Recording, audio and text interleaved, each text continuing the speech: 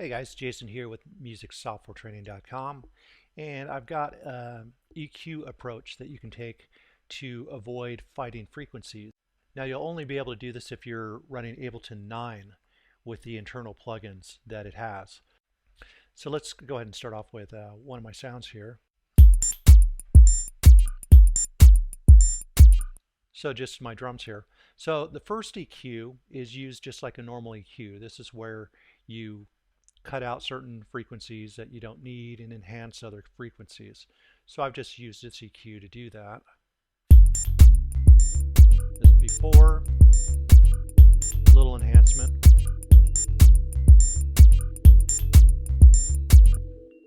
Very subtle, but I overall like the sound of the drums, so I'm going to stick with that. Now I bring over a second EQ. Okay, now this EQ is not even necessarily used on this track, but I'll explain why you do it. So this EQ, what I do is I find the peaks on this track and I make little reduction points where this is happening. So as you can see, there's a lot of action going on here and a little bit of action going on here. And then I go ahead and turn this off.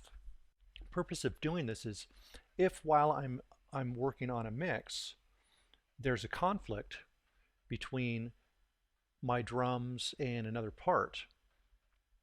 Let's say my bass here is competing with the drums, okay?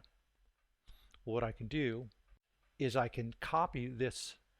Over here I did the same thing. I basically dialed in my bass sound with my first EQ, and my second EQ I did some reductive EQ in here.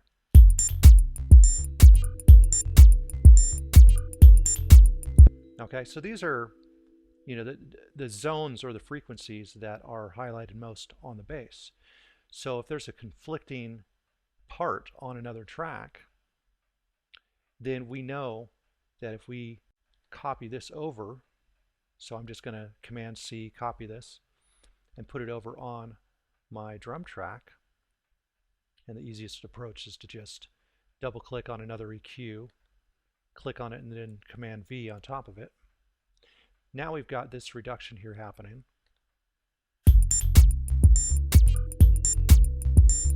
And now as you can hear, the bass comes through very nice. Now of course what I can do is I could lessen how dramatic that is. Turn the gains up a little bit.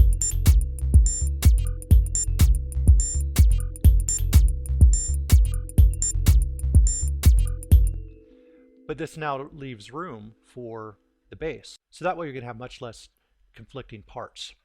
And you can do the same thing with any other part that you want. For example, this here is just, and if I turn this on here, you see that this is kind of where all the peaks are happening, so I could reduce here. If I wanted to, I could get really surgical and do a few EQs with a very high Q like that at different frequencies if I want. And that's a possible approach too. But in this case, I'm just kind of making a little dip here. So if for some reason I'm not hearing this sound, I can figure out what other parts might be conflicting with it and then copy this onto the other instrument. I know those conflicts are basically going to go away. So, once you get this onto another track, then you can adjust the gain and adjust the Q to your liking. But this is a great shortcut to be able to see where the frequencies are on each of your tracks and just have this ready to go if there's ever a conflict between two instruments. So I hope this EQ tip helps you in your productions to getting cleaner mixes.